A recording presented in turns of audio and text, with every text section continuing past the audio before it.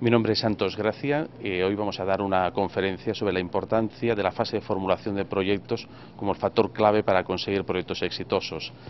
Normalmente en el ámbito de proyectos se ha centrado muchas veces los estudios en saber gestionar bien un proyecto, pero muchas veces nos hemos olvidado de la importancia que es haberlo formulado o haberlo diseñado bien.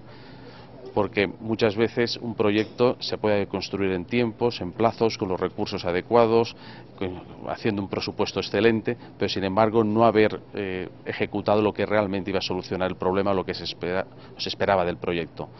Por eso una buena inversión en toda esa fase de formulación, un buen diseño, nos evita luego muchos costes, muchos sobrecostes durante la ejecución del mismo y conseguir proyectos exitosos. Esperamos que esta presentación sea tanto útil para el mundo empresarial como el mundo académico.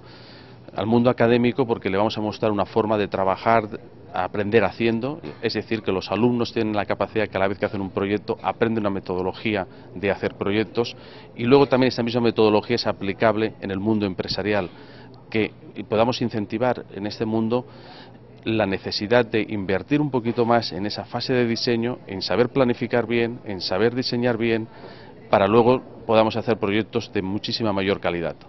Aprovecho también la gran oportunidad de presentar al doctor Santos Gracia, que nos visita desde Barcelona y que es un experto en diseño y gestión de proyectos. Bienvenido, doctor. Muchas gracias. Bueno, sobre todo dar las gracias a tanto Josales como a Sedes por la invitación y la organización que hemos hecho conjuntamente.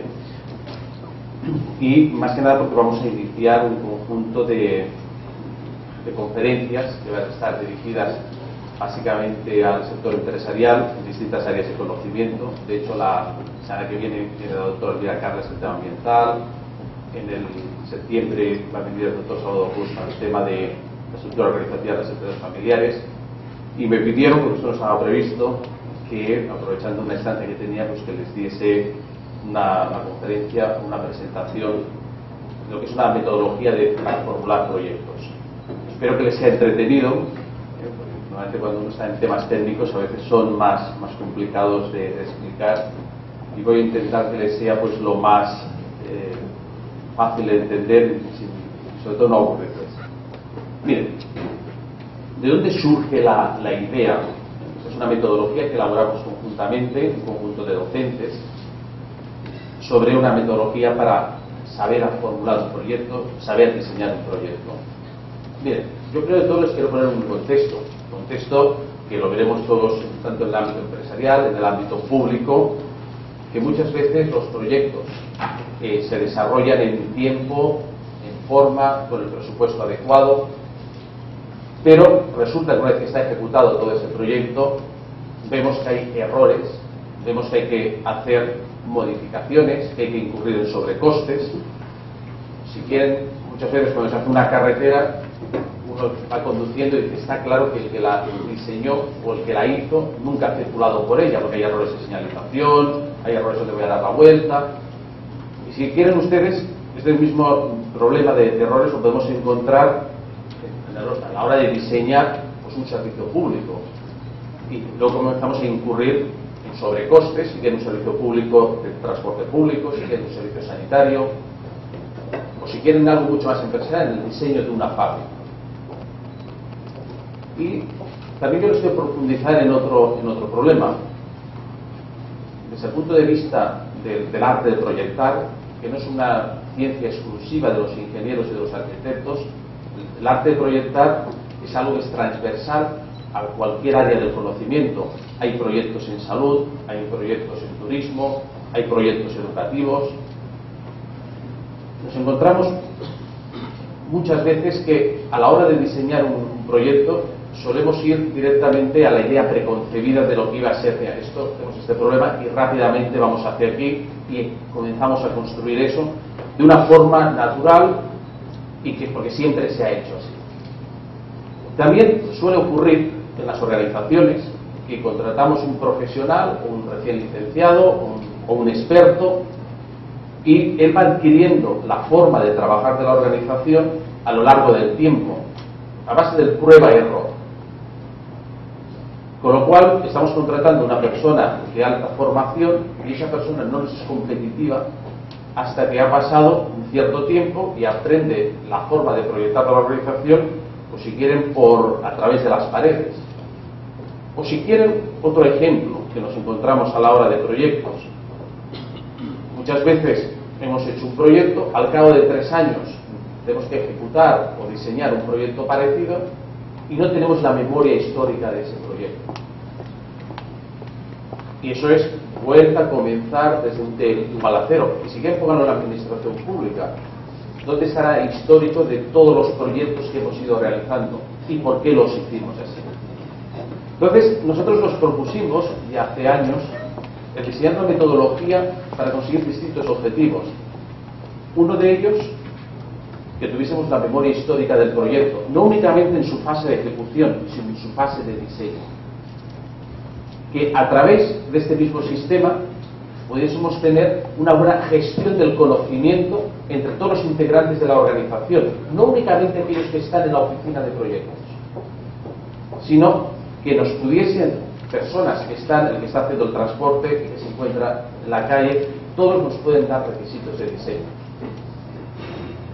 Lo que usted estaba comentando antes, es decir, no nos podemos olvidar cualquier requisito de un conjunto de usuarios.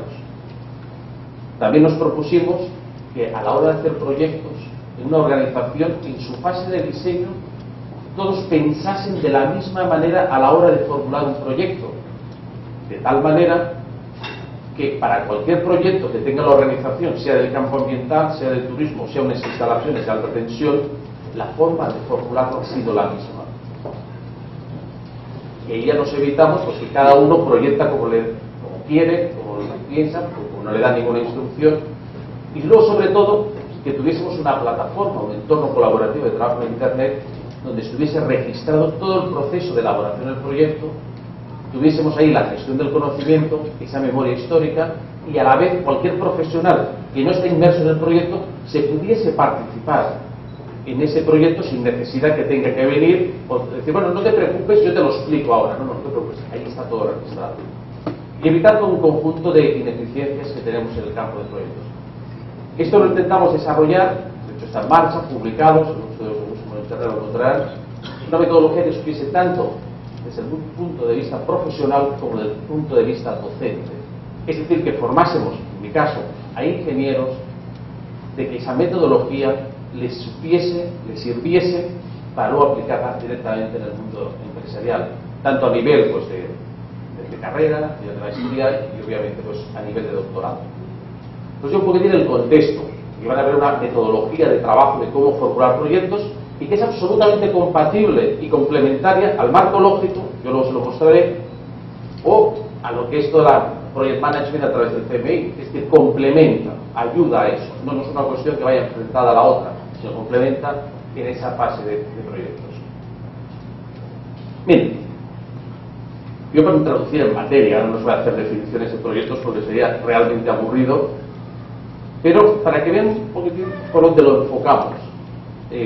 Para nosotros, pues, no deja de ser el proyecto un esfuerzo conjunto de muchas personas, y cuando digo muchas personas no me refiero a los señores que están en el departamento de proyectos, sino de todas las personas que se van a ir involucradas, tanto en esa fase de diseño, en la fase de ejecución o en la fase de funcionamiento, que todas ellas, obviamente, van a buscar el máximo de beneficio en conseguir una solución razonable a un problema, a una necesidad, a una oportunidad de negocio, y se espera que tenga una solución ideal.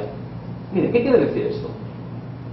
Nosotros en proyectos, en la fase de diseño, tenemos que saber pasar del sistema que deseamos al sistema que nosotros podemos llegar a ofrecer, teniendo en cuenta las restricciones o condicionantes económicos y tecnológicos. Y les quiero definir qué es eso del sistema deseado. Tal como les he dicho anteriormente, el clásico problema es, tenemos que hacer una planta de depuración de aguas en San Salvador, voy a copiar el modelo que tienen en tal sitio y lo vamos a implantar aquí porque ha funcionado en Hong Kong. Bueno, Hong Kong funciona y aquí no tiene por qué funcionar. Y el sistema deseado es saber detectar a todos esos usuarios. Y para nosotros usuarios es aquellos usuarios que van a estar operando el sistema, que van a estar trabajando, usuarios que se van a beneficiar del proyecto y aquellos usuarios que van a sufrir los inconvenientes del proyecto. Y saber cuáles son sus deseos de servicio. Unos de servicio que van a prestar y otros cuál es el deseo de servicio que van a recibir. Fíjense lo que les estoy introduciendo. Comiencen a pensar que el proyecto es un servicio. No es algo que hacen 4 señores y escriben un documento. Un proyecto es un servicio. Y para tener el proyecto en toda su magnitud, en esa fase inicial los proyectistas tienen o tenemos que saber cuál es el sistema deseado en su mayor magnitud. Si quieren la carta a los Reyes Magos, como hacemos en España, y yo deseo 200.000 regalos, luego me vendrán 4. Pero si yo soy capaz de proyectar desde el inicio en su mayor magnitud, luego, obviamente, por tener restricciones económicas, yo ya voy a trocear ese proyecto en fases. Pero voy a hacer la primera fase teniendo en cuenta que luego voy a tener una serie de ampliaciones. Muchas veces les habrá pasado a ustedes en unas reformas en casa que digan, hombre, si usted me lo hubiera dicho antes, le hubiéramos pasado ya un tubo. Y luego para pasar un tubo tiene que romper una pared y tal. Y eso simplemente porque hicimos la pared sin pensar qué otros deseos de servicio íbamos a necesitar nosotros en casa. Y nosotros como proyectistas tenemos que detectar lo que se desea y luego en función de todas esas restricciones tecnológicas, económicas, ambientales, qué es lo que podemos ofrecer en estos momentos, pero dándole la visión global del proyecto desde el primer momento. Con lo cual, fíjense, cualquier proyecto empresarial, de crear una nueva empresa, proyecto de transformación, proyecto de inversión, va a tener siempre un proceso creativo y un proyecto técnico. Y el clásico error es que no invertimos lo suficiente en ese proceso creativo. Y obviamente el coste de personal es más pequeño en ese proceso creativo, es cuando menos personas están involucradas. En una tesis doctoral que tuve la oportunidad de dirigir, un profesor mexicano, hicimos en España el estudio de los costes de la no calidad en el sector de la construcción, sobre todo estos años de opulencia que hemos vivido. Es decir, qué sobrecostes tenían en las modificaciones por no haber hecho un diseño correcto. Estamos hablando de un orden de magnitud del 15 al 18%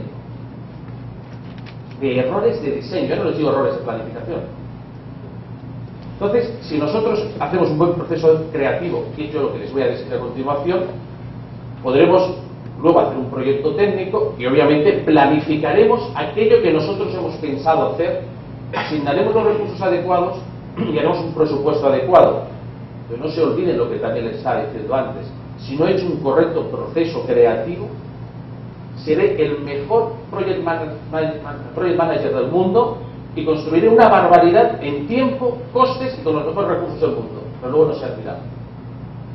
Inviertan un poquito en esa fase de diseño y verán el ahorro de costes. Y siempre que se hace un proceso creativo, el proyecto es más barato. Siempre. Miren, obviamente un proyecto, por su definición, nos involucra sucesivos encuentros con el fin de resolver un problema y gestionar la construcción de la solución. El saber planificar y ordenar cómo voy a hacer esos encuentros y tener el proyecto al alcance de todos me permite hacer un proyecto más rico, me permite adquirir mayor requerimientos y especificaciones de diseño. Y obviamente todo el proceso de diseño tiene un diseño básico, yo lo defino así, hay N definiciones y un diseño de detalle, y yo les voy a estar centrando la metodología para ese diseño básico. Ese diseño básico que nos va a ir desde que se presenta el problema hasta encontrar la propuesta de proyecto que soluciona ese problema. Y luego ya en el diseño de detalle notaré la planificación posterior de esa construcción y luego obviamente ejecutar el proyecto. Obviamente en un proyecto la fase creativa, el proceso creativo nunca finaliza. Obviamente durante la ejecución nos sale algo imprevisto y tengo que rediseñar. Pero si yo soy capaz de hacer un proceso creativo, una fase de diseño bien hecha, y puedo prever lo imprevisible, porque lo imprevisible ya aparecerá, pero muchas veces es que no preveemos ni lo previsible, con lo cual en esa fase de ejecución es cuando vienen demoras, retrasos, sobrecostes, turnos adicionales, es decir, sobreesfuerzo de gente trabajando, es decir, accidentes de trabajo, etcétera, etcétera, etcétera. Miren, por entrarles un poquitín en la forma clásica, toda esa fase de diseño, ese diseño básico, diseño de detalle, ejecución, el project management está mucho más centrado en lo que es ese diseño de detalle y la propia ejecución del proyecto, y obviamente las habilidades de dirigir el proyecto, de dirigir personas, resolver conflictos, una habilidad transversal que está a lo largo de todo el proyecto. También por introducirles un poco de la semántica que yo les voy a estar utilizando, yo al finalizar el diseño básico, de pasar ese problema a la primera propuesta, pues lo llamaré yo anteproyecto. De ese anteproyecto yo voy a hacer la memoria ejecutiva del proyecto, luego para poder hacer la ejecución, y posteriormente yo en cualquier proyecto finalizado tengo que ser capaz de haber desarrollado un manual de operaciones y de mantenimiento, porque hay un proyecto en el que no indique qué sobrecoste va a tener mantenimiento, qué problemas va a tener el ciclo de vida de los productos, pues un proyecto inacabado, o el coste del retiro de los mismos. Entonces, fíjense lo que les estoy indicando. El proyecto es y requiere que sea una experiencia práctica colaborativa, es decir, si un proyectista no es capaz de saber escuchar al señor que está en primera línea en una fábrica, ese señor no podrá ser proyectista.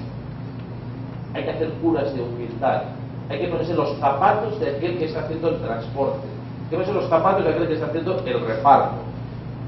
Y si quieren, estamos hablando de la industria láctea, me tengo que poner en el zapato de aquel que está, el granjero que tiene las vacas. Y obviamente voy a tener que utilizar conceptos abstractos para ver cómo eso que es una situación real, verla, extraerla, esquematizarla, ver cómo puedo construirla, resolverla. Tendré que tener capacidades técnicas. En un proyecto va a haber capacidades técnicas de distintos aspectos y presentarles pues una solución real, algo que se pueda ejecutar, que se pueda sistematizar.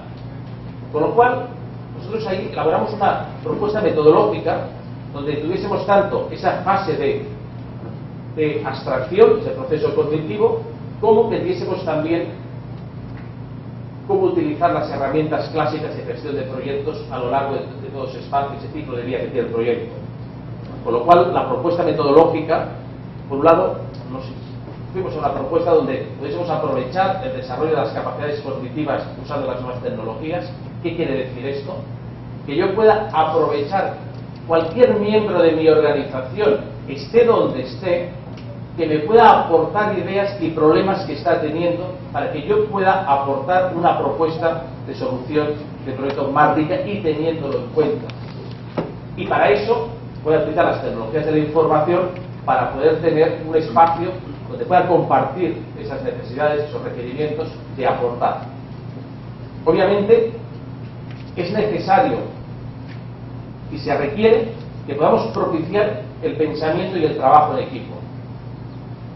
Si nosotros no somos capaces de hacer eso, y una organización que todos se sientan partícipes de aportar ideas en un nuevo proyecto, ese proyecto tendrá carencias. Porque seguro que hay alguien que sabe algo que nos puede hacer falta. Nos interesa pues que se refuercen las prácticas de creación, gestión y difusión del conocimiento personal y colectivo, que a la vez que en la organización estamos haciendo proyectos, yo como proyectista de esa organización vaya aprendiendo y que el resto de miembros vaya aprendiendo, porque la información no es mía, la información es de la institución donde yo estoy trabajando.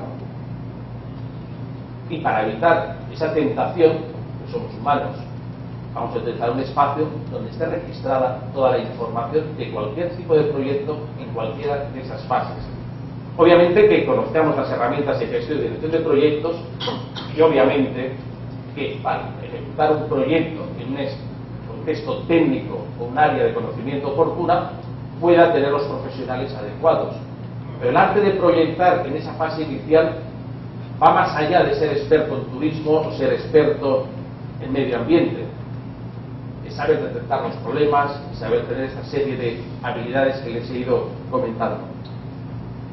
Con esta propuesta, que van a ver a continuación, tuvimos un entorno cambiante o incierto, es decir, un proyecto que nos parecía igual nos puede cambiar, y saber al cabo de 3 años por qué cambió y tener esa información, que fomentemos el autoaprendizaje a través de los proyectos, que pueda conocer la evolución de los distintos proyectos que estoy teniendo en la organización, el teletrabajo.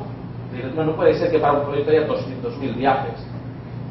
Hay muchas cosas que se pueden resolver, y no es una llamada telefónica, porque no se puede explicar medio proyecto por un teléfono, sino que ese señor, tal como les indicaba, puede acceder a la información, el conocimiento grupal y obviamente por los plazos, las directrices, y es un aspecto común.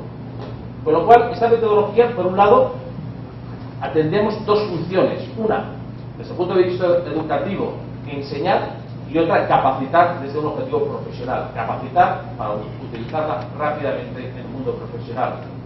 Y es lo que se dice el aprender haciendo. Aprendo a hacer un proyecto a la vez que yo hago un proyecto en mi propia organización.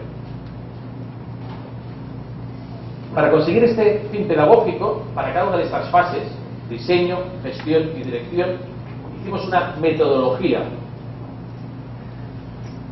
porque es necesario ser capaces, estamos hablando de proyectos, estructurar cada fase de diseño para cualquier tipo de proyecto. ¿Cómo vamos a diseñar en la organización? ¿Cómo vamos a gestionar el proyecto? ¿Y cuáles van a ser las formas de dirigir ese proyecto? Para lo cual, insisto, en esta fase de diseño estructuramos la fase de formulación del proyecto en 9 fases, común para cualquier proyecto. Desde el punto de vista educativo, desarrollamos qué conceptos teóricos yo tengo que saber y cuáles son esas fases que tengo que completar, hacer una mejora de cada una de esas fases a base de ejercicios, tanto en el mundo académico como en el mundo profesional, porque habrá un director de proyecto que puede ir retroalimentando y mejorando, y esas propias versiones de cada una de esas fases me va a construir el anteproyecto. Miren,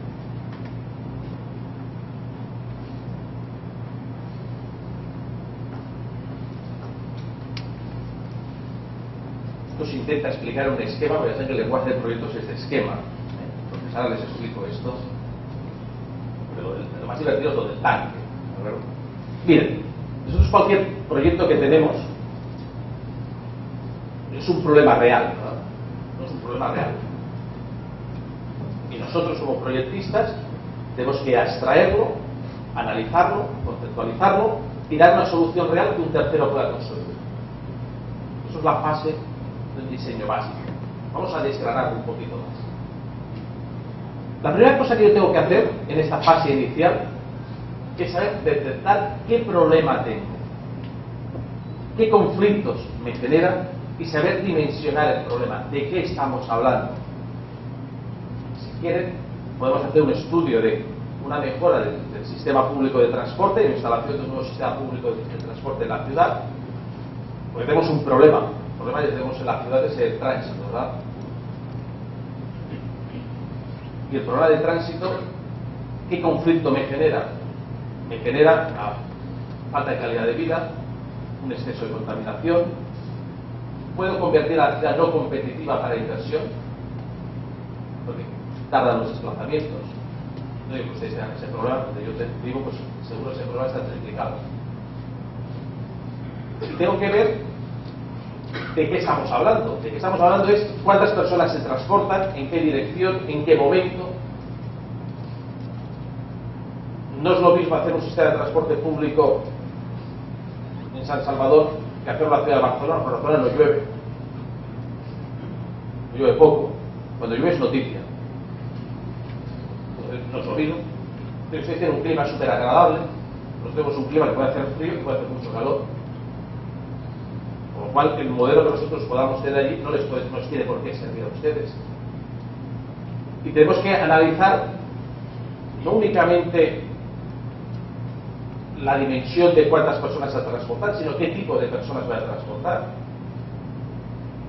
Y Y sobre todo, a la hora que yo voy detectando los usuarios y las personas afectadas, tengo que ir encontrando cuáles son los usuarios relevantes. ¿Qué quiere decir los usuarios relevantes? Aquellos que me van a dar más restricciones o más especificaciones o más requerimientos de diseño.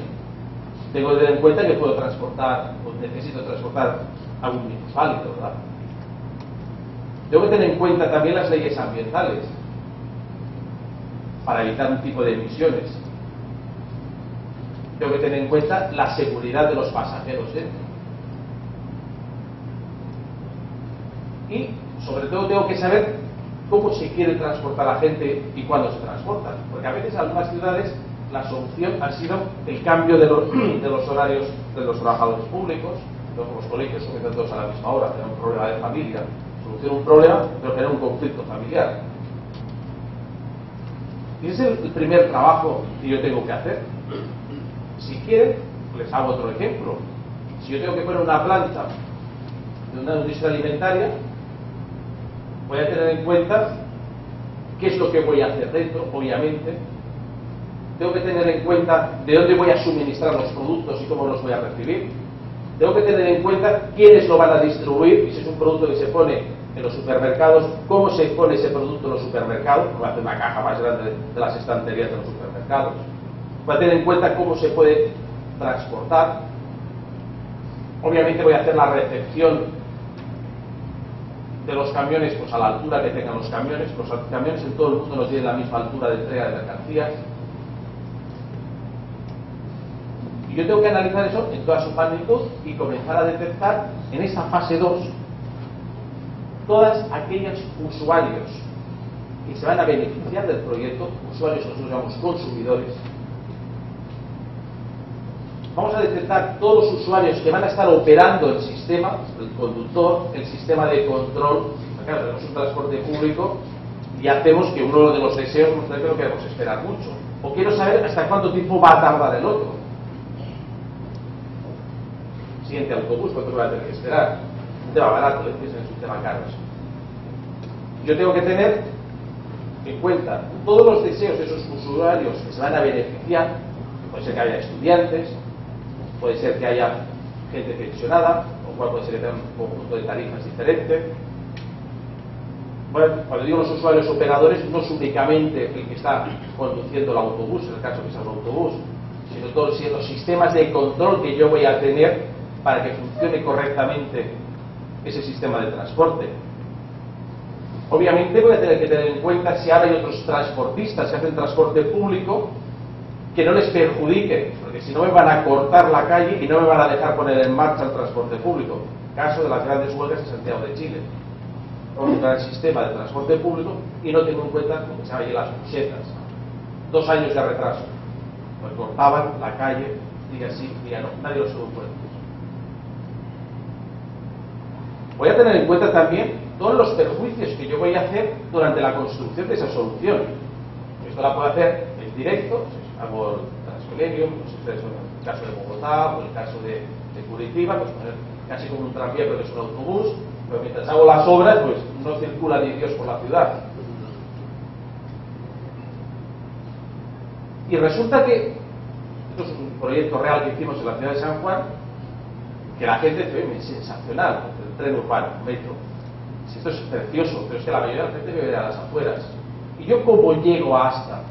Resulta que ese proyecto no bastaba hacer el transporte público, sino los estacionamientos donde se iban a estacionar los carros de los señores que venían de las poblaciones alrededor. O sea, no bastaba hacer un proyecto que fuese el gran tren urbano, ya que un tren urbano con sus aparcamientos y que no me mojase cuando cae la tormenta en Puerto Rico, y además, desgraciadamente, por la noche hay problemas de seguridad, que fuesen seguros, que no me robasen el carro en esos estacionamientos. Porque al principio no se tuvo en cuenta y ni Dios utilizaba el tren urbano, porque se me roban el carro.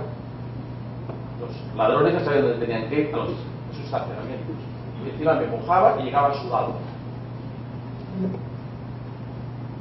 Podemos hablar de ejemplos. ¿Qué les estoy transmitiendo? Esto, desde el punto de vista técnico, se llama la ingeniería de sistemas. Yo tengo mi sistema proyecto, que es en sí lo que yo voy a hacer, y tengo que ver alrededor todos los aspectos que no dependen de mí que me pueden condicionar la solución del proyecto. Y yo tengo que detectar todo ese campo, mi sistema proyecto, mi propio proyecto, qué es lo que yo estoy haciendo, qué es lo que yo determino teniendo en cuenta ese usuario operador, esos usuarios consumidores y todo el resto de aspectos que no dependen de mí, pero que me están dando requerimientos de diseño. O que me pueden dar problemas, me pueden condicionar el funcionamiento de la solución. Si yo soy capaz de hacer eso, evitaré algunos de los problemas. Pero siempre veo un proyecto en la mayor magnitud posible, no un pequeñito. Si ve pequeñito, ya saben, ciudad pequeña, infierno grande, ¿verdad? Pues si veo un proyecto pequeñito, voy a tener N proyectos, N problemas grandes a continuación. Y una vez que tengo definido ese sistema problema con toda su magnitud, yo voy a hacer el árbol de funciones de servicio. Y os voy a explicar qué es esto del árbol de funciones de servicio. ¿Se acuerdan que yo les decía a ustedes el sistema deseado? Fíjense, de aquí a aquí, yo estoy pasando a hacer el sistema deseado. ¿Pero qué es esto del sistema deseado? Brevemente, detectar todos los usuarios y todos los entes y personas involucradas en el funcionamiento o construcción de esa propuesta para solucionar ese problema, esa necesidad de negocio, porque ustedes quieran esa oportunidad, porque al final un proyecto es para personas. ¿Y cuáles son sus deseos de servicio a prestar? ¿Y en qué condiciones quieren prestarlo? ¿Cuál es el deseo de servicio a recibir? ¿Y en qué condiciones quieren recibirlo? Y otros usuarios externos, pero que afectan, ¿cómo quieren que ese servicio esté funcionando para que no les perjudique a ellos? O que les pueda beneficiar. Y vamos a cualquier tipo de proyecto y decimos, oiga, mire, para ese problema que usted tiene, lo que quiere es un proyecto que le haga todo esto. Esos son los requerimientos de diseño. Perfecto. Maravilloso. Mire, además hemos tenido en cuenta, oiga, pero esto me costará una fortuna. A ver, no hace falta que lo hagamos todo de golpe. ¿Que usted quiere que al cabo de 15 años tengamos un transporte público que haga esto? Pues sí, vamos a ver cómo lo estructuramos y vamos a pasar de este sistema problema a un sistema solución escogido. Es decir, yo voy a querer un proyecto que me vaya a satisfacer estos deseos de servicio. Y estamos hablando de dinero, de nada, ¿verdad? ¿Cómo vamos a comenzar un proyecto con el presupuesto si no sé lo que tengo que hacer? Entonces el cliente dice, hombre, pues es que yo creo que también sería importante que además pudiese satisfacer el deseo de servicio de los minusválidos, como ejemplo, como podría poner cualquier otro. Entonces, mi sistema solución para una primera aproximación de sistema público de transporte será un sistema que transporte tanta gente de aquí y allá, que pueda tener un suministro, que pueda estacionar en las zonas X, etcétera, etcétera, etcétera. Ni siquiera vamos a una fábrica. Bueno, vamos a dimensionar la fábrica. Mira, es que la fábrica me hacía ilusión ponerlo aquí, pero resulta que de aquí a 3 años mi intención es aumentar la producción y no tengo garantizado el suministro eléctrico. Porque a veces alguien con una fábrica maravillosa, funciona y luego no puede crecer, porque no le va a tener una red de alta tensión para él. O resulta que inicialmente me da un tipo de camión y luego va a haber otros tipos de camiones y no he hecho la entrada pensando que me metan otro tipo de camiones y obras, cambios, etc. Y nosotros cuando hacemos un sistema solución escogido y estamos hablando de servicios, los servicios en un proyecto, en cualquier actividad, lo van a prestar personas o maquinaria. Si quieren una cuestión muy simple, esto de momento es abstracto, pero vamos a ir bajando, estamos en la conceptual. Si hablamos de un ascensor, yo quiero poner un ascensor, un grupo de 3 ascensores que optimice y que tenga la memoria del recorrido de la gente para que no esté bajando y subiendo, sino que esté en el lugar para que sea rápido, que memorice. Tengo 2 opciones.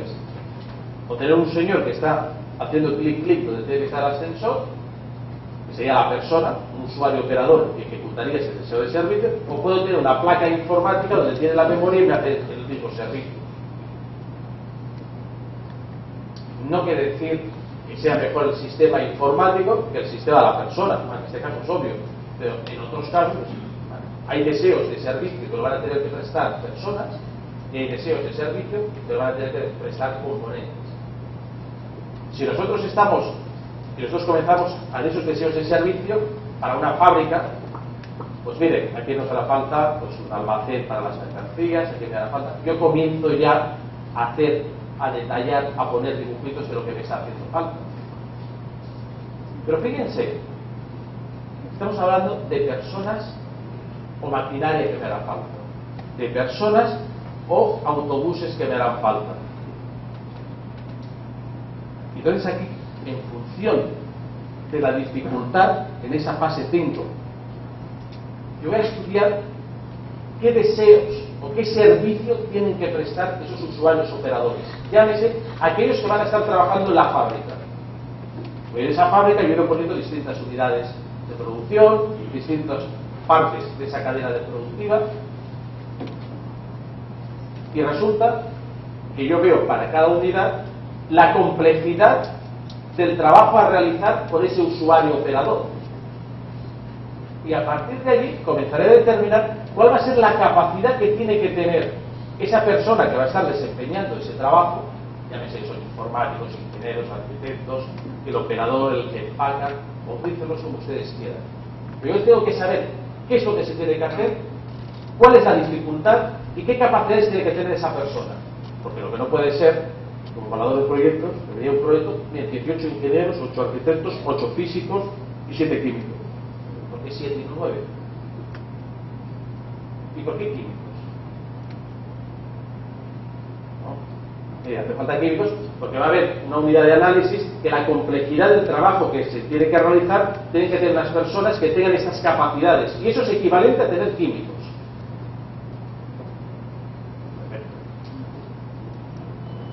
Y sobre todo, a veces resultará que me harán falta químicos más esta formación para que sean competitivos desde el primer día.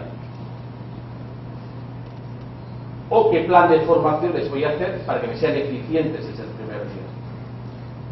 Y además voy a comenzarme a poner en los zapatos de cada usuario operador y ponerme en su lugar de trabajo para que desempeñe el trabajo desde un punto de vista económico. Económico no quiere decir que la silla sea buena. Económico quiere decir muchas más cosas. Que sea eficiente, que lo desempeñe con seguridad, que no pueda haber, que haya fiabilidad en la prestación del servicio y que no pueda tener errores. Ergonómico quiere decir que no le dé un exceso de trabajo y entonces es fácil que se equivoque, porque la complejidad del trabajo es el tema manual y mental.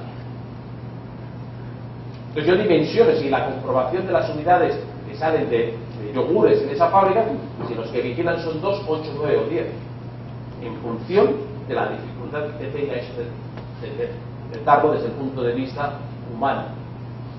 Pero fíjense, yo a la vez tengo que ver cuáles son las operaciones que él va a ir realizando para hacer un estudio de la prevención de los riesgos laborales que va a tener esa persona. Por eso hacer los estudios de prevención cuando está la fábrica en marcha es una animalada. La mayoría de los accidentes vienen porque quien lo diseñó mal. Bueno, me estaban hablando ayer de estábamos en el Consejo, no se lo digo, el Consejo Nacional de Salud, ¿verdad? Superior de Salud. Bien, a ustedes les van a construir una presa hidroeléctrica, a ver, 158 millones de dólares de inversión, que es uno de los problemas que sale inicialmente, es los riesgos laborales que va a haber allí. Entonces la solución inicial que se estaba planteando era poner una clínica. Entonces no hubiera hacer, estamos consultando, mi pregunta es, oye, ¿a qué distancia está? 150 kilómetros. Y en línea recta, 100. ¿Hay helipuerto en el principal hospital de San Salvador? En uno sí, en el militar sí me contestaron. Vas a tener ahí que eran 3.000 personas trabajando en una obra 3.000 personas hará falta una clínica para la medicina normal que tienes en un centro de atención primaria. Porque no puedes tener una UBI, o una puede ser, pero puede ser la UBI, traumatólogos. Pues si hay un accidente grave, va a ser más barato que a lo mejor tener un helicóptero que lo transporta rápidamente y ya tienes esa unidad funcionando. Si no, vas a tener excelentes médicos parados allí por si se cae algo. Infinitamente, y con ese dinero que nos ahorramos, hacemos el helipuerto en el hospital público, y además ese helicóptero puede ser para otras cosas. ¿No? Esa cuestión de hacerlo, pues, qué tipo de operaciones van a hacer para evitar, creo que en otra central hay una placa con los 54 muertos, ¿verdad? Sus viudas de la placa de cuidado. Le pongo una medalla, es héroe, murió. Muchos héroes hay en el cielo, ¿verdad? En cuenta de la tierra. Lo importante es el planteamiento inicial excelente, ¿eh? Oye, vamos a ver que no tengamos accidentes. Y vamos a ver el sistema global. Y resulta, pues, es interesante ese tipo de proyectos grandes, porque uno detecta, pues, qué cosas puede hacer a la vez.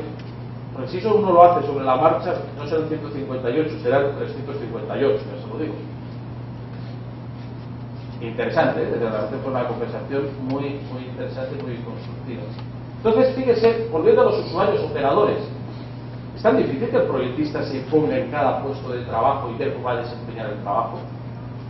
Cada puesto de trabajo es la fábrica, es la señora que está, o el señor, perdón, que puede estar en la recepción. Si está cómodo, puede atender. Se me hace esperar mucho, porque ese señor está funcionando que atienda las llamadas, que abra la puerta, que vigile la pantalla de seguridad, lo cual la nada está todos los padrones.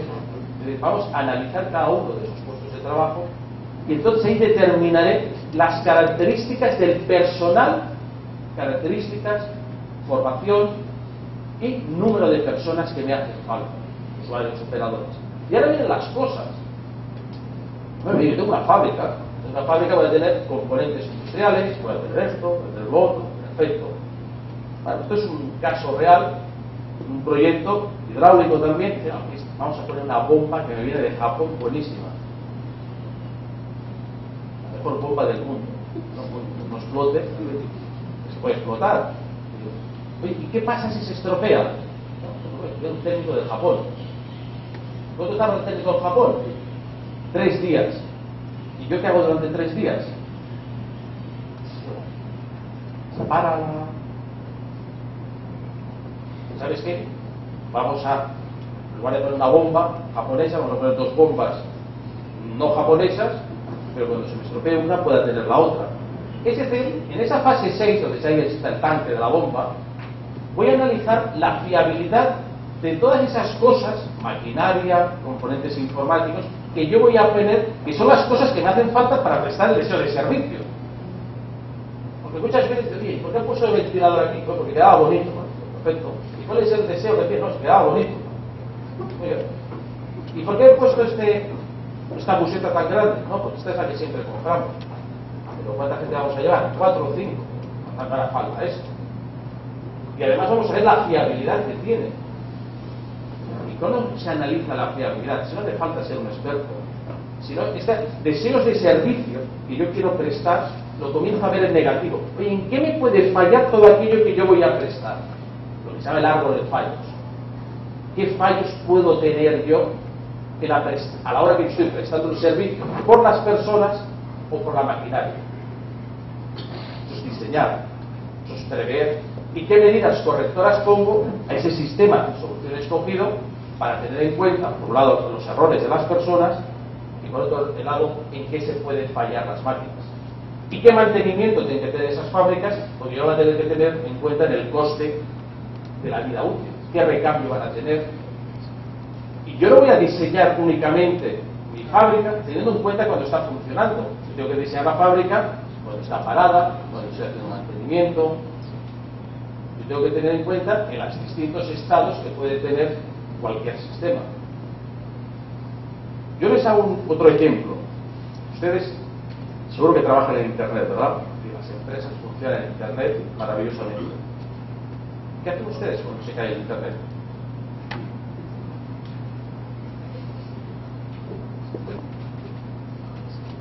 cacahuetes del todo. Yo les aseguro que analizan, hombre, que no vaya por el mismo cable, pues si son dos proveedores del mismo cable, claro lo que va, es lo que va por cable, de fibra óptica, y otro que va por la DSL del teléfono. Si me falla uno, tengo un conmutador, que me falla uno, me pone el otro y seguimos trabajando. Es que resulta que además, no te preocupes, que la gente tiene mil cosas. No, si nos hemos trabajado, nos hemos tratado de trabajar con el internet, que se me cae y no sé qué hacer. Seguro que hay mil cosas que podemos hacer sin el internet, no hay duda. Pues ustedes cuenten los minutos que pierden a lo largo del año por una caída de internet. Y pongan el coste de poner otro sistema paralelo. Se me pagan comisiones las compañías de las operadoras telefónicas. Es un poquito que hay un doble consumo y tal. No, pero estudienlo y verá que es fácilmente solucionable. Pues miren, después de analizar este sistema solución escogido para prestar estos deseos de servicio que yo había determinado, y he determinado estas personas con todas las modificaciones para que no se maten, que lo trabajen bien, no se les rompa la espalda, no tengan enfermedades al cabo del codo, ni de las muñecas, ni nada, más tener todas las cosas que yo he determinado, a lo mejor tengo que doblar alguno por toda la fiabilidad, yo comienzo a definir la solución real. Y cualquier solución pasa por el sistema solución humano. Estas son las personas, los usuarios operadores, que van a estar trabajando con esta serie de características, mi coste de funcionamiento. Y este es mi sistema solución no humano, las cosas que yo tengo que poner, mi coste de inversión. Sé que mi coste de inversión es algo más que eso, ¿de acuerdo? Entonces yo voy a pedir en un proyecto de dinero, mire, me hace falta usted invierta esto, porque me hacen falta estas cosas, porque he hecho todo este estudio que me hacen falta para que preste el deseo de servicio. Y por eso he comprado esta máquina y otra. Por eso he puesto esta impresora. Si bien vayan a cuestiones simples, comprar una impresora sería tan sencillo de ir, oye, ¿cuál es el deseo de servicio? Y entonces yo he entendido qué impresora es, ¿verdad? Pues eso aplíquenlo a cualquier ámbito de proyectos. Y luego yo a continuación, ya tengo este sistema real solución, voy a comenzar a planificar cómo voy a hacer la ejecución, cómo voy a hacer el diseño de detalle, y aquí es cuando yo he comenzado a hablar de presupuesto. Hasta ahora no había hablado de dinero por ningún lado. Porque si al llegar aquí me he superado el presupuesto, volveré atrás y haré, pues bueno, en lugar de que haya un señor abanicando, pues no habrá señor abanicando y me ahorraré una serie de gente. Es decir, iré recortando prestaciones, pero siempre teniendo en cuenta que en un futuro puedo llegar a tener esas prestaciones. Miren, muy brevemente, ya no os voy a explicar esto, sea muy aburrido. Esto es una serie de fases, desde el conflicto, el problema técnico, y les quiero incidir esto. Que ustedes no comiencen ningún proyecto si no saben cómo los van a evaluar. Y segundo, la evaluar que funcione bien y evaluar la calidad del proyecto. Porque eso justificará a veces que haga. Yo estoy dispuesto a pagar un 5% más si mi proyecto es capaz además de dar solución para. O si quieren lo ponen al revés. ¿Por qué no desde la administración pública hacemos licitaciones donde ponemos un presupuesto variable y yo estoy dispuesto a pagar más siempre y cuando me dé más prestaciones de servicio? Porque a la larga será más barato. Porque el más bueno no será más barato. Ustedes pueden dar la descripción de lo que ustedes quieren hacer, tener en cuenta toda la red de sistemas, todo aquello que es ajeno a mí pero que me puede afectar a la solución, los factores externos, y ahí nosotros cuando he hecho un proyecto ahí y analizado todo, pues me va a parar todas las personas, tanto las personas que están dentro de mi proyecto, como ese conjunto de personas que no están dentro de mi proyecto, pero que me pueden dar requerimientos de diseño. Y una vez que yo tengo todas esas personas, es cuando yo comienzo a hacer los requisitos del sistema y comienzan a fumar en el autobús. Con lo cual, no se puede satisfacer porque es imposible. Entonces, a partir de eso es cuando yo voy a tener lo que aquí llaman los requisitos de servicio que proporcionará el proyecto. Esto es mencionado. Los requisitos de servicio que proporcionará el proyecto en función de haber analizado todos los deseos de todos sus usuarios que yo he sido capaz de detectar. Bien, rapidito. Entonces aquí yo voy a hacer la selección de la tecnología, es decir, o qué descripción del servicio que se va a ofrecer. Pues yo quiero que eso lo esté con el lenguaje natural. Bueno, si al final llaman este proyecto, ¿qué hará? Ah, eso es buenísimo. ¿Y qué es lo que hará? Mire, todo lo que deseaba hará esto. Vale, perfecto. Esto es lo que yo quiero en esa primera fase. En los roles de las personas del sistema solución, identificación de todos esos usuarios operadores, qué es lo que van a hacer, los riesgos y peligros que van a tener y las especificaciones ergonómicas que van a tener. Pues claro, yo he inventado todo ese conjunto de personas que van a operar. Luego los estados del sistema solución, hoy cuando estoy en funcionamiento, en parada, en mantenimiento, cómo voy a hacer mantenimiento de las cosas, los posibles fallos que pueden tener en el funcionamiento las máquinas o las personas y la peligrosidad que pueden tener en el funcionamiento de estas máquinas. Y cómo hago que no pueda haber un accidente. Claro, eso es hacer la medida preventiva cuando ya se ha roto dos manos, pues no creo que es la forma más eficiente de hacer las cosas. Y luego pues sí, ya les voy a las especificaciones, lo que se ha hablado de qué personas y qué cosas van a hacer, la propuesta de proyecto, y luego tengo que ser capaz en proyectos, esa fase 9, además de defenderlo, presentarlo, resumir mi proyecto un plafón de 1 metro por 70. Si no, esos proyectos de 2000 hojas, estado del arte, cansino. Ustedes tienen que ser capaces de hacer un esquema y yo viendo ese esquema de entender el proyecto. Estos son proyectos que hemos realizado con una depuradora. Este es directísimo. Les voy a decir por qué no está hecho. Es un sistema que diseñamos para evitar los errores arbitrales en el fútbol. Es baratísimo. Pero si hicimos un error, y por eso no se implementa, a eso lo explico. Mañana jueves, mañana el partido contra Honduras, ¿verdad? Imagínense hoy en día con todo el audiovisual, hay un penalti ahí que esto lo ha visto, hasta un ciego ha visto el penalti, pero el árbitro no lo ha visto porque se le pasaba a un jugador, o al revés, resulta que no era penalti, pero él se ha imaginado que era penalti. Por eso la FIFA, esto de poner la reproducción de las jugadas conflictivas en las pantallas de rugby, pues si el pobre árbitro creía que el señor iba a chutar el penalti y dice, uy, vaya error que he hecho. Y no podía echar para atrás esa decisión. Entonces, es tan fácil ser un quinto árbitro, un sistema audiovisual, o del gol fantasma, etcétera, las decisiones que las puede hacer. Están otros deportes, ¿verdad? Sintético, al resuelto con el ojo del alcohol, imagínense lo que se puede hacer en el fútbol. Pero además se sabe, está probado científicamente, que un fuera de juego de estos conflictivos que el ojo humano no lo puede detectar, es imposible, está probado. Entonces, pusimos a hacer todo esto y no le interesó a la Federación Española de Fútbol. Y no saben ustedes por qué, ni se lo imaginen.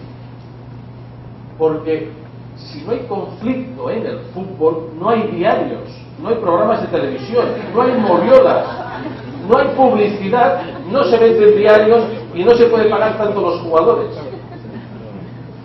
Se nos olvidó el usuario. Es decir, solucionar esto generamos un conflicto.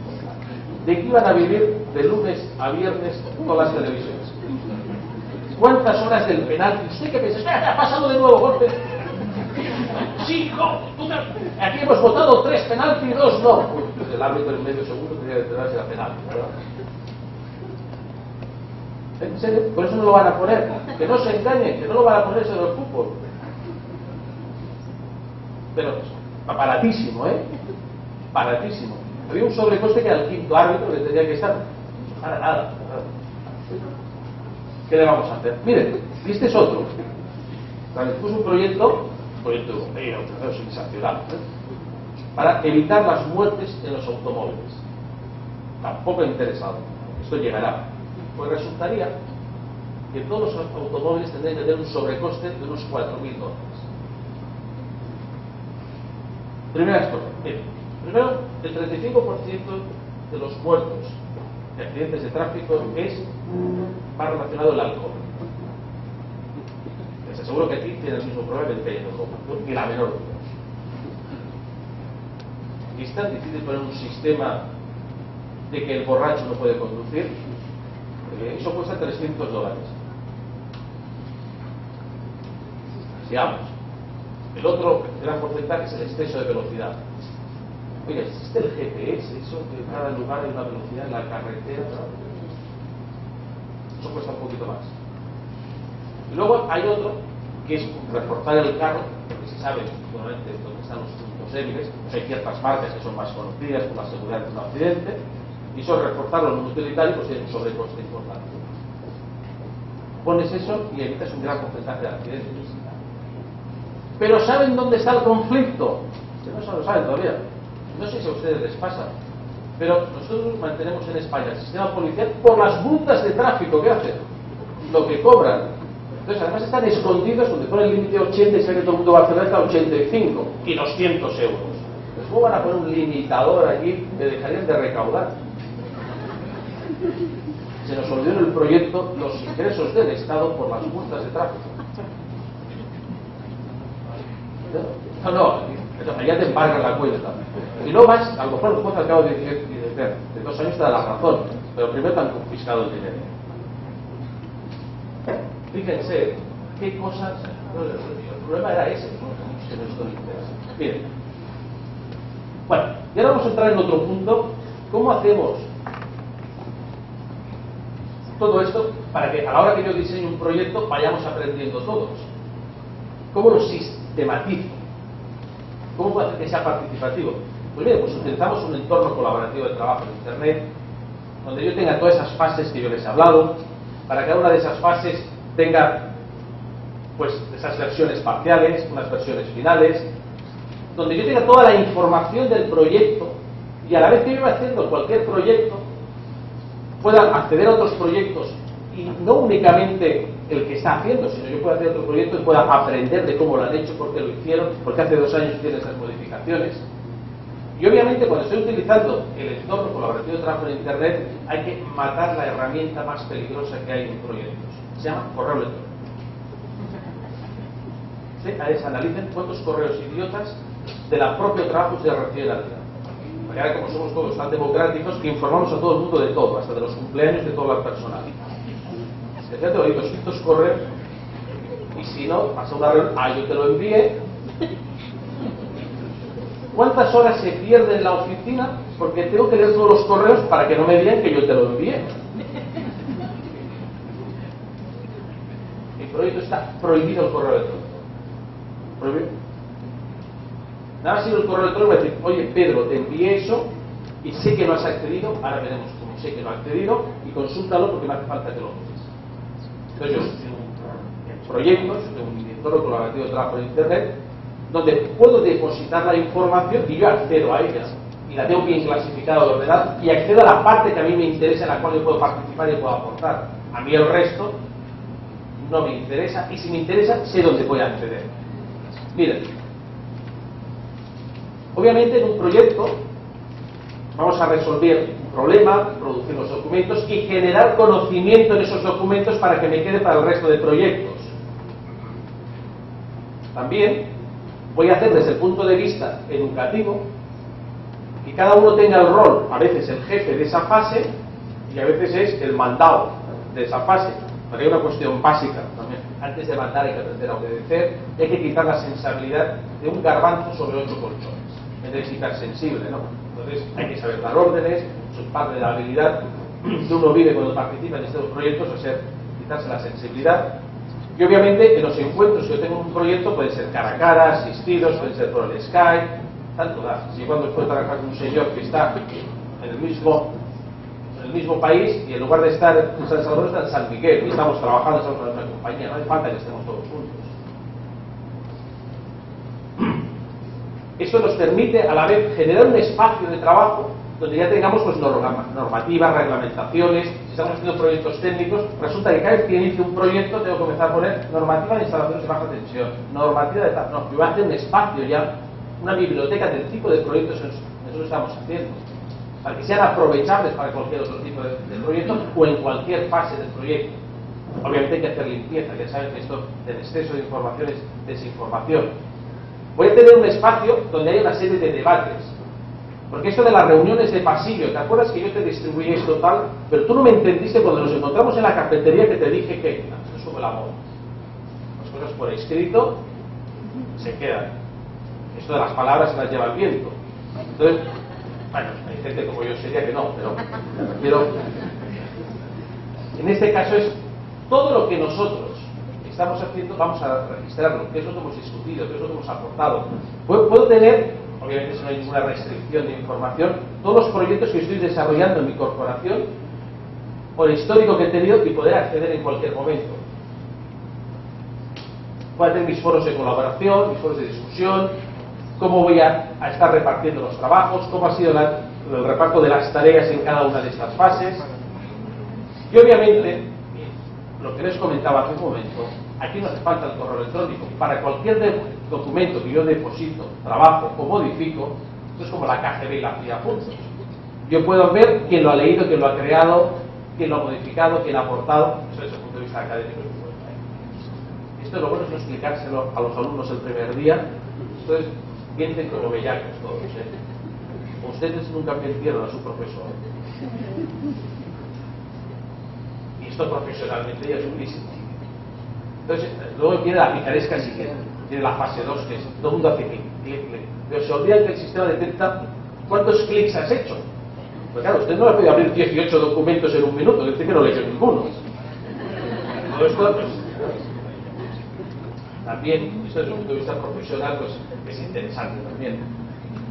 Pero desde el punto de vista ya de eliminación del correo electrónico, yo sé que lo he modificado, que lo he creado, que lo he aportado, en qué momento, documentos nuevos que han habido, en qué aspecto. Hoy, en cuanto a la implementación del edificio, ¿cómo va la avance? Hoy lo veo. Con lo cual, fíjense, las fases que les he indicado de esta fase esta fase de diseño básico se resuelven continuamente en encuentros cara a cara, virtuales, dando lugar a versiones, cuya versión final me permite tener la documentación del proyecto. Y les aseguro que primero hacemos literatura, medio literatura, y al final acabamos en un lenguaje de esquemas y la mitad de páginas. Ese es el lenguaje de proyectos, saber hacer esquemas. Pero yo tengo registrado todas las modificaciones que he hecho en cualquiera de las versiones de cada una de esas fases. Y cómo he ido construyendo el conocimiento. Puedo revisar cualquier proyecto que hicimos. Y obviamente eso me da lugar a versiones finales. He tenido entre medio versiones de trabajo, quién la va haciendo, material de apoyo que he ido generando en cualquier proyecto que luego lo clasifico. Desde el punto de vista formativo, pero que es idéntico desde el punto de vista profesional, conseguimos que el proyecto se sienta en todas sus facetas, se optimice el aprendizaje tanto desde el punto de vista académico como profesional dentro de la organización, y sobre todo se valora el sentimiento de sinergia en conocimiento, de la sinergia del conocimiento que entre todos generamos debido a nuestras versiones, esos encuentros, esa aportación. Es decir, el proyecto ya no soy yo solo, somos todos, y abro espacios que me puedan aportar y dar requerimientos de diseño. Esto pues obviamente pues mejora la comprensión y se aprende haciendo un proyecto en equipo. Y nos da la sensación de equipo porque se ve que aporta, que codifica y obviamente se detecta el vago. Bien, 5 minutos más de robo. Porque me imagino que, como he preparado, seguro que hay gente que utiliza el marco lógico, ¿verdad?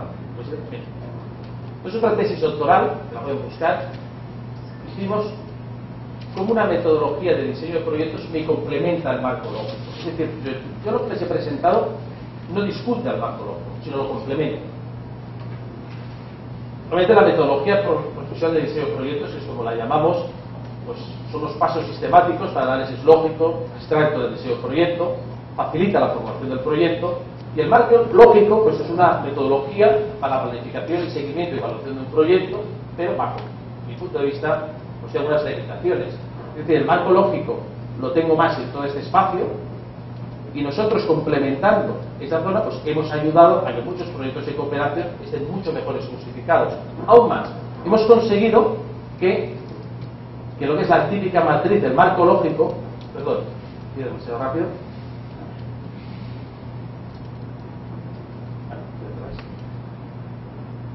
para la matriz del marco lógico, hemos visto cada uno de los apartados, subapartados de las fases que me ayudan a complementar el marco lógico. Es decir, en lugar de ser un experto en hacer el marco lógico, formulo bien el proyecto y a través de esta metodología luego relleno ese marco lógico, y luego hay ciertas cosas que tengo que hacer a posteriori, porque la metodología de diseño, que son estos cuadrantes que yo no tengo rellenado, porque eso, la metodología de formulación de proyectos, pues no lo alcanza allí. Eso sí que lo alcanza el marco lógico, pero me ayuda a formular mejor, a completar esa materia del marco lógico, hasta incluso pues tenemos la sistematización del marco lógico utilizando la metodología de diseño de proyectos. Y si lo quieren llevar a la metodología de diseño de proyectos, ¿cómo complementamos el PMBOK? Pues exactamente lo mismo. El PMBOK pues no incluye nada de diseño, es una de las herramientas más estándares para gestión de proyectos. Exactamente lo mismo, es decir, el PMBOK me centra mucho más en la fase de algo de diseño de detalle y la ejecución del proyecto. Es una buena herramienta eficaz para gestionar y dirigir el proyecto, pero no es una herramienta para formular proyectos. Entonces, si tengo una buena formulación de proyectos, obviamente, dentro del PMBOK o otras que hay, me sirven para gestionar perfectamente el proyecto, pero en una fase de ejecución. Yo puedo ser un especialista, tener todos los grados del PMI y no saber formular proyectos. Darles las gracias y yo, si quieren cualquier duda, intentaré resolvérsela y a su disposición. Muchísimas gracias.